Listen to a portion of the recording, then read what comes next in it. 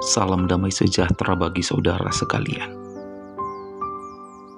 Sebelum kita mendengarkan sabda firman Tuhan melalui renungan harian di hari Jumat 7 Maret 2025, marilah kita terlebih dahulu bersatu di dalam doa. Kita berdoa. Damai sejahtera di bumi dan kemuliaan hanya bagi Allah.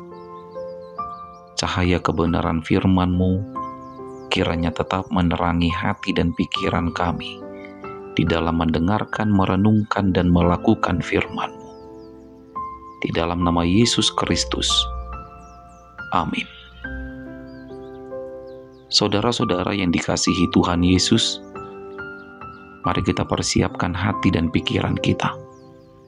Firman Tuhan yang menjadi renungan di hari ini tertulis di dalam Filipi 2 ayat 12.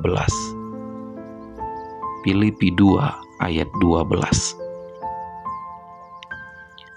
Hai saudara-saudaraku yang kekasih, kamu senantiasa taat. Karena itu tetaplah kerjakan keselamatanmu dengan takut dan gentar. Bukan saja seperti waktu aku masih hadir, tetapi terlebih pula sekarang, waktu aku tidak hadir. Amin. Demikianlah sabda firman Tuhan. Berbahagialah orang yang mendengar dan melakukan firman Tuhan. Saudara-saudara yang dikasihi Tuhan Yesus, suatu saat Paulus menasihati jemaat di kota Filipi supaya mereka tetap sehati sepikir, satu kasih dan satu tujuan, dengan tidak mencari kepentingan sendiri atau pujian yang sia-sia. Dan dalam nasihatnya Paulus berkata, tetaplah setia di dalam iman. Tidak hanya ketika aku bersama dengan kamu, bahkan ketika aku tidak bersama dengan kamu, tetaplah hidup di dalam ketaatan. Kenapa Paulus menasihatkan supaya jemaat Filipi tidak hanya berperilaku baik saat Paulus bersama dengan mereka, tapi juga ketika Paulus tidak lagi bersama dengan mereka, mereka juga harus tetap hidup di dalam kesetiaan dan ketaatan. Mereka juga harus tetap mempertahankan perilaku kehidupan yang baik di mata Tuhan. Kenapa itu yang dinasihatkan oleh Paulus? Karena Paulus mengenal betul karakter jemaat Filipi. Saudara-saudara, ada sebuah kisah tentang seorang pendeta yang baru melayani di suatu daerah tempat dia pelayanan. Lalu seorang jemaat bertanya kepada pendeta tersebut, "Pendeta, bagaimana karakter jemaat di tempat Anda melayani sekarang?" Lalu pendeta tersebut menjawab, "Saya belum bisa memberikan jawaban, karena saya saja belum mengenal jemaat di tempat saya melayani." Lalu seiring dengan berjalannya waktu, pendeta tersebut mulai mendalami karakter jemaat yang dia layani. Dan seorang jemaat kembali bertanya, "Bagaimanakah karakter jemaat yang Anda layani?"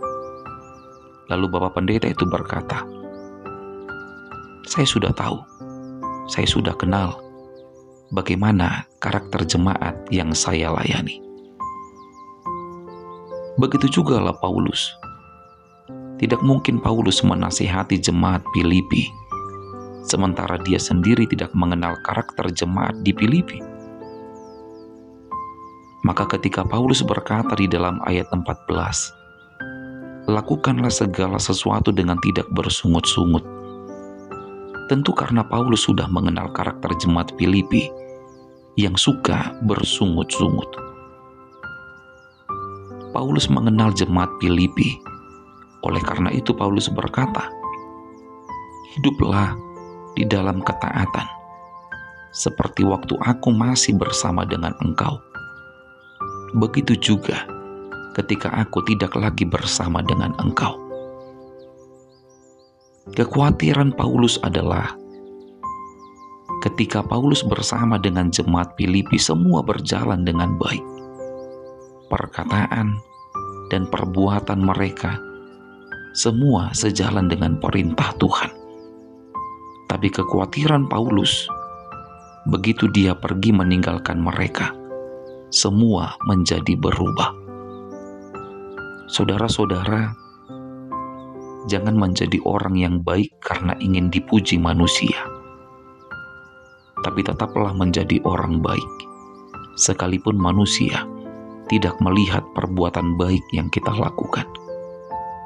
Serta kerjakanlah keselamatanmu dengan kesetiaan dan kesungguh-sungguhan, dan lakukan perintah Tuhan dengan tidak bersungut-sungut dan berbantah-bantahan, supaya kamu disebut sebagai anak-anak Allah yang tidak bercela, yang bercahaya seperti bintang. Amin.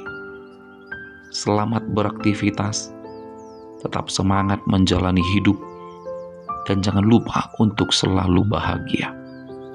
Kita berdoa. Tuhan, kami sadar siapa kami. Kami adalah manusia yang penuh dengan dosa dan kelemahan. Maka oleh karena itu kami butuh kasih-Mu untuk selalu senantiasa menuntun kami dalam hidup ini, supaya kami dapat menjalani hidup ini dengan hikmat dan kebijaksanaan yang datangnya dari Tuhan. Di saat ini kami berdoa, mendoakan jemaat yang Engkau kasihi ya Tuhan. Berkatilah setiap pekerjaan yang kami lakukan yang seturut dengan kehendak-Mu, supaya melalui pekerjaan yang kami kerjakan, itu mendatangkan berkat dan kebaikan dalam hidup kami. Terima kasih ya Tuhan, terima kasih. Dalam nama anak-Mu Yesus Kristus Tuhan kami berdoa.